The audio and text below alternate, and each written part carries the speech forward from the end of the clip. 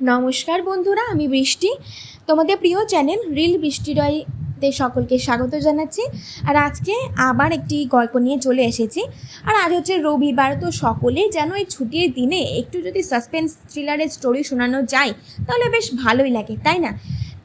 গত সপ্তাহে আমি অলরেডি শুরু করে দিয়েছি একটা Sunday special suspense thriller story, যেটার নাম হচ্ছে মণিপুরের শিশু বলি। প্রথম পর্ব অলরেডি ডান। এবার আজকে দ্বিতীয় পর্ব শুরু করব। তার আগে তোমাদের বিরুদ্ধে একটা কমপ্লেন আছে আমার। তো সেটা হচ্ছে, অনেক বন্ধু রয়েছে যারা আমার অডিও স্টোরিগুলো শুনছো, কিন্তু লাইক, কমেন্ট, শেয়ার এবং সাবস্ক্রাইব কোনোটাই করছো না, ফিরে যাচ্ছ। তাদেরকে আমি বলবো যে আমি এবার কিন্তু খুব রাগ করেছি। তোমরা যদি এইভাবে আমার পাশ থেকে সরে যাও তাহলে আমি কিভাবে নতুন নতুন গল্প তোমাদের শোনাবো বলো তো? আমারও তো কষ্ট হয়, তাই না? তো তাদেরকে আমি আবারও অনুরোধ করছি, প্লিজ তোমাদের এই মিষ্টি বন্ধুটাকে কষ্ট না দিয়ে চটপট আমার চ্যানেলটাকে সাবস্ক্রাইব করো।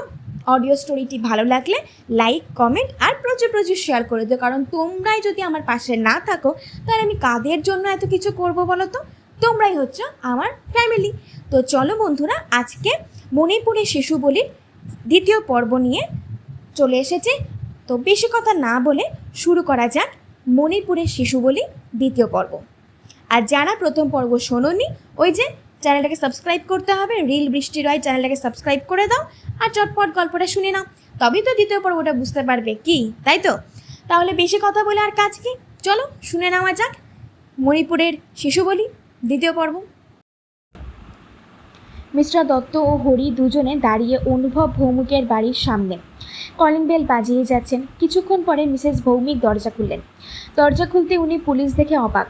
মিস্টার দত্ত বললেন, নমস্কার ম্যাডাম, আমরা একবার মিস্টার ভৌমিকের সাথে কথা বলতে চাই, উনি কি বাড়ি আছেন? মিসেস ভৌমিক বললেন, হ্যাঁ, কিন্তু কেন? ওপরের সিঁড়ি থেকে মিস্টার ভৌমিক নামতে নামতে বললেন, কে এসেছে গো এত সন্ধ্যাতে? মিস্টার দত্ত ও হরি বিনা বাক্য ব্যয়ে ঘরের মধ্যে প্রবেশ করলেন। এরপর মিস্টার ভৌমিকের দিকে তাকিয়ে বললেন, আমরা একবার আপনার সাথে কথা বলতে চাই, আপনাকে একবার আমাদের সাথে থানায় যেতে হবে। অনুভব ভৌমিক বললেন, মানে কেন? মিস্টার দত্ত বললেন, আসলে নতুন ব্রিজ যেখানে তৈরি হচ্ছে সেখানে কনস্ট্রাকশনের হেড তো আপনি। মিস্টার ভৌমিক একটু বিরক্তির সুরে বললেন, হ্যাঁ আমি তো, তাতে কি হয়েছে, এটা কি? হরি এবার মুখ খুললেন। তিনি বললেন, না তাতে তেমন কিছুই না, শুধু সে ব্রিজের নিচে থেকে একটা বাচ্চা মেয়ের কাটা মাথা পাওয়া গিয়েছে, এই যা। যে মেয়েটা 3-4 দিন আগে নিখোঁজ হয়ে গিয়েছিল।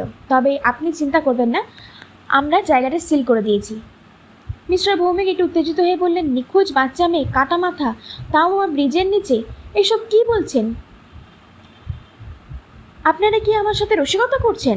মিস্টার দত্ত এবার একটু ধমকের সুরে বললেন, তো কি মনে হচ্ছে আপনার, আমরা আপনার সাথে রসিকতা করছি? মিস্টার ভৌমিক এবার একটু শান্ত হয়ে বললেন, না মানে আমি আসলে কিছুই বুঝতে পারছি না। মিস্টার দত্ত বললেন, সব বুঝতে পারবেন, আগে আপনি থানায় চলুন, তারপর।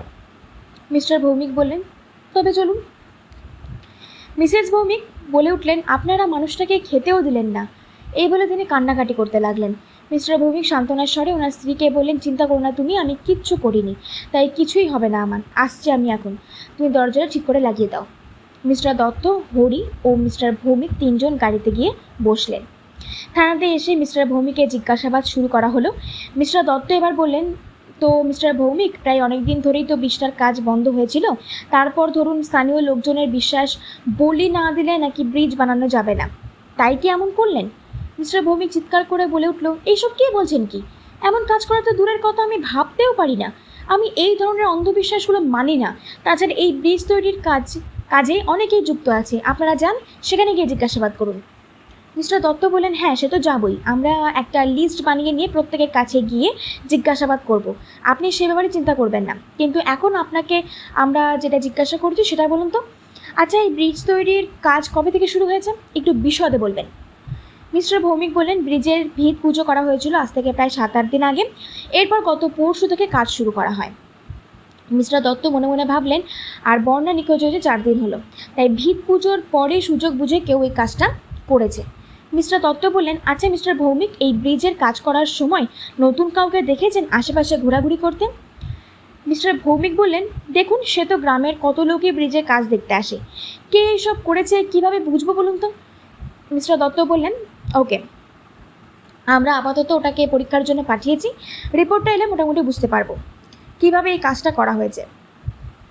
তবে আমি আপনাকে বলবো, আপনি কিছুদিন মণিপুরের বাইরে যাবেন না। মিস্টার দত্ত বললেন, বাইরে যাব না মানে? আমাকে তো কাজের সূত্রে শহরের বাইরে যেতেই হবে। হরি বলল, দেখুন, এইসব বলে বা করে নিজের বিপদ বাড়াবেন না। আপনি কিন্তু অলরেডি সন্দেহের তালিকায় আছেন। পুলিশ আপনার গতিবিধির ওপর নজর রাখবে। এখন আপনি বাড়ি যেতে পারেন। পরের দিন সকালবেলা মণিপুরের প্রত্যেকের কানে পৌঁছে যায় এই ঘটনাটি। গোটা এলাকার মুখে মুখে এখন একটাই বিষয়, প্রত্যেকের মা বাবা তাদের সন্তানদের নিয়ে চিন্তিত। কথিত আছে 3টি মাথা না পেলে নাকি ব্রিজ হয় না,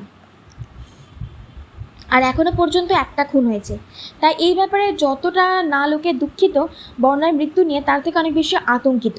সকাল 10টা হবে, মিস্টার দত্ত ও হরি পৌঁছে যান বর্ণার বাড়িতে। বর্ণার বাবা একমাত্র কথা বলার মতো অবস্থায় রয়েছে, বর্ণার মা কাল থেকে অসুস্থ। তাই অগত্যা মিস্টার দত্ত বর্ণার বাবাকে জিজ্ঞাসা করলেন, আচ্ছা, এই বিষয়ে আপনি কি কাউকে সন্দেহ করেন? মানে আপনার কি কেউ শত্রু আছে? বর্ণার বাবা বললেন, না, আমি তো কারোর সাথে কোনো খারাপ ব্যবহার করিনি কখনো। বর্ণা আমার খুব প্রাণোচ্ছল মেয়ে ছিল। মেয়ে হলে কী হবে, ভীষণ চঞ্চল ছিল, তাই ওকে খুব বকতাম, বলতাম একটু শান্ত হতে। এই বলে বর্ণার বাবা কুকিয়ে কাঁদতে লাগলেন।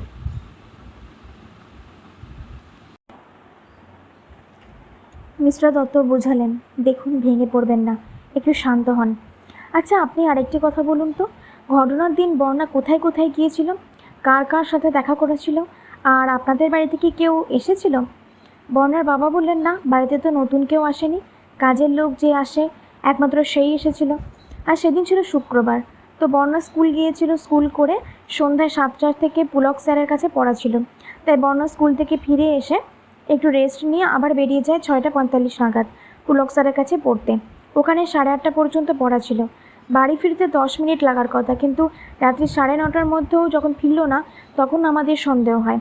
প্রথমে ওর স্যারকে ফোন করি, তারপরে বন্ধুদের। কেউ সঠিক কিছু বলতে না পারায় তারপর আপনাকে খবর দিই। এইসব তো আপনাকে আগেও বলেছি, কিন্তু কে যে আমার মেয়ের অমন ক্ষতি করলো আমি সেটাই বুঝতে পারছি না। মিস্টার দত্ত এতক্ষণ চুপ ছিলেন। এবার তিনি বললেন, খুনি যেই হোক, সে কিন্তু আপনার মেয়েকে চেনে, এ ব্যাপারে আমি নিশ্চিত, এবং বলা যায় খুব ভালোভাবে চেনে। তাই সে জানতো বর্ণা কখন কোথায় যায়।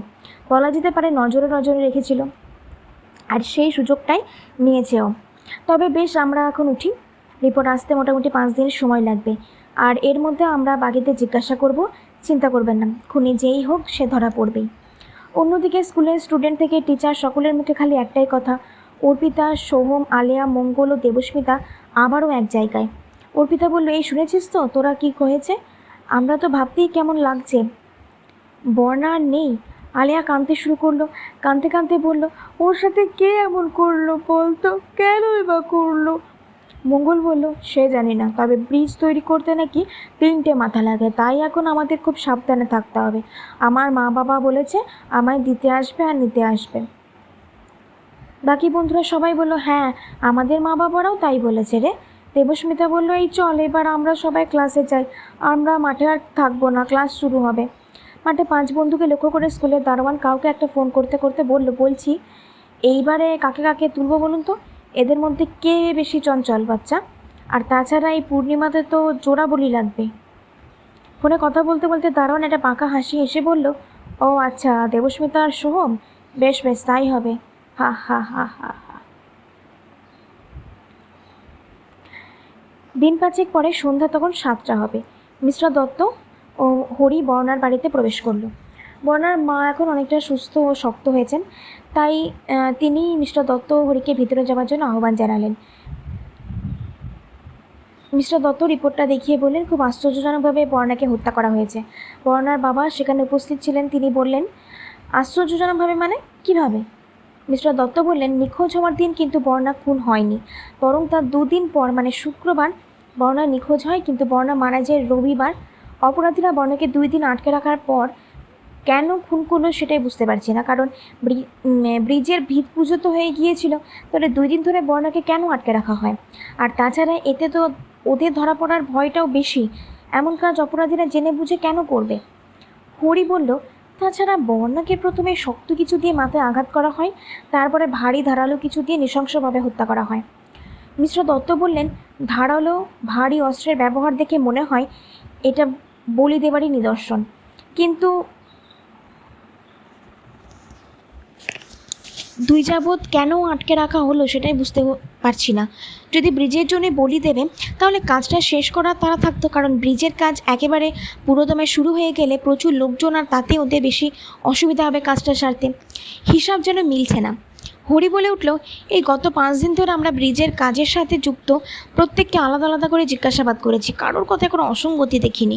তবে গ্রামের লোক সবাই ব্রিজের কাজ দেখতে গিয়েছিল, কিন্তু সন্ধ্যা নামলে ফিরেও এসেছিল সেদিন। আর ওদিকে তো বিশেষ কারোর বাড়িও নেই, তাই এত দূরে গিয়ে এই কাজটা করার জন্য তো রিস্ক আছে, একটা গোপন জায়গারও দরকার। মিস্টার দত্ত বললেন, তবে আপনারা চিন্তা করবেন না, আমরা তদন্ত চালিয়ে যাচ্ছি। এই বলে মিস্টার দত্ত ও হরি বেরিয়ে পড়লেন বর্ণাদের বাড়ি থেকে। পরের দিন বিকেলে স্কুল ছুটি হতেই 5 বন্ধু প্রত্যেকে স্কুলের দিকে যায়। একে সবার মা কিংবা বাবা এসে ওদের নিয়ে যেতে থাকে। সোহম আর আলিয়া বাকি থাকে। শেষে আলিয়ার মা এলে আলিয়া তখন সোহমকে বলে, এই সোহম, তুই চল আমাদের সাথে, তোর বাড়ি তো আমাদের বাড়ির রাস্তায় পড়বে। সোহম বলল, না রে মা, স্কুল ঢোকার সময়ই বলে দিয়েছে, মায়ের আজ একটু কাজ আছে শহরে, মা সরাসরি ওখান থেকে আসবে, তাই আসতে দেরি হবে। আমি যেন এখানে একটু দাঁড়িয়ে ওয়েট করি, কোথাও না যাই। তাই আমি যদি এখন তোদের সাথে চলে যাই, মা এসে আমায় খুঁজবে, তারপর দেখতে না পেয়ে টেনশন করবে, বরং তুই চলে যা, আমি মা এলে বেরোবো। আলিয়া বলল, বেশ। তারপর হাসি মুখে একটা বাই বলে মায়ের সাথে বেরিয়ে যায়। একে যখন স্কুলের অন্য বাচ্চারাও চলে গেছে, ভিড় কমে এসেছে, তখন স্কুলের দারোয়ান সোহমের দিকে এগিয়ে এসে বলল, আরে সোহম বেটা, তুমি এখানে একা একা কেন দাঁড়িয়ে আছো? স্কুলের সব বাচ্চারা তো চলে যাচ্ছে এক এক করে। সোহম বলল, না, মা আমায় নিতে আসবে। দারোয়ান বলল, আমি তো সেটাই বলেছি, তোমার মা আজ তো আমায় বলেছে সোহম যেন বড় কালীতলায় আমার জন্য অপেক্ষা করে। তোমার মা তো আজ শহর থেকে ফিরবে, তাই ওখানে তোমায় অপেক্ষা করতে বলেছে, বুঝলে? সোহম বলে, আমার মা আজ শহরে যাবে তুমি কীভাবে জানলে? দারোয়ান হেসে হেসে বলল, তোমার মা যখন স্কুলে দিতে এসে তোমায় এ কথাগুলো বলছিল, আমি তখন পাশেই ছিলাম। তারপর তুমি স্কুলের ভিতরে যেতেই মা আমায় বলল তোমাকে বলে দিতে, আর ঘুরিয়ে আসবে না স্কুলের রাস্তায়, একদম শহর থেকে এসে বড় কালীতলায় আসবে, তারপর ওখান থেকে তোমাকে বাড়ি নিয়ে যাবে। সোম একটু মনে মনে ভাবলো, মা আমায় স্কুলে ওয়েট করতে বললো, আর তারপরে হঠাৎ দারোয়ান কাকুকে বললো আমি যেন বড় কালীতলায় ওয়েট করি। কেন? নাকি শহর থেকে ফিরে আবার এদিকে এসে আমায় নিয়ে আমার বাড়ির রাস্তায় এসব করতে মার খুব কষ্ট হবে, তাই হয়তো এমন বলে থাকবে। আমার বড় কালী মন্দিরের ওখানেই যাওয়া উচিত তাহলে। বিকেল পেরিয়ে সন্ধ্যা হয়ে গেছে। থানার মধ্যে মিস্টার দত্ত ও হরির নানা কাজ সারছেন। তখনই মিস্টার দত্তের ফোনটা বেজে উঠল। মিস্টার দত্ত হ্যালো বলতেই ফোনের ওপার থেকে গলা শোনা যায়, হ্যালো মিস্টার দত্ত, আমি শুভম রায়, আমার ছেলে সোহম রায় বর্ণার বন্ধু ছিল, আমার ছেলেকে কোথাও পাওয়া যাচ্ছে না। মিস্টার দত্ত বললেন, সে কি? শান্ত হন আগে, ঠিক কী হয়েছে বলুন তো? শুভম রায় বললেন, আমার ছেলে সোহম স্কুলে গিয়েছিল, ছুটির পর ওর মা বলেছিল ওকে স্কুলে ওয়েট করতে, আজ একটু দেরি হবে যেতে, কিন্তু ওর মা যখন যায় ওকে কোথাও খুঁজে পায় না। কেউ বলছে সোহম নাকি বেরিয়ে গেছে স্কুল থেকে, স্যার ছুটির পর থেকে সোহমকে কোথাও পাওয়া যাচ্ছে না। মিস্টার দত্ত বললেন, আপনারা সব জায়গায় খুঁজেছেন ভালোভাবে, মানে কোনো বন্ধুর বাড়িতে নেই তো? শুভম রায় বললেন, হ্যাঁ স্যার, সবাইকে ফোন করে জিজ্ঞাসা করেছি, কেউ জানে না স্যার, সবাই বাড়ি চলে গিয়েছিল। মিস্টার দত্ত বললেন, ঠিক আছে, আমরা আসছি, দেখছি কি করা যায়। আজকের মতো গল্পটি এখানে শেষ করলাম। দেখা হচ্ছে আরেকটি দিনে। দেখা যাক এবার কী ঘটনা ঘটতে চলেছে। গল্পটি ভালো লাগলে প্লিজ লাইক, কমেন্ট, শেয়ার করে দিও, আর প্রচুর সাবস্ক্রাইব করো।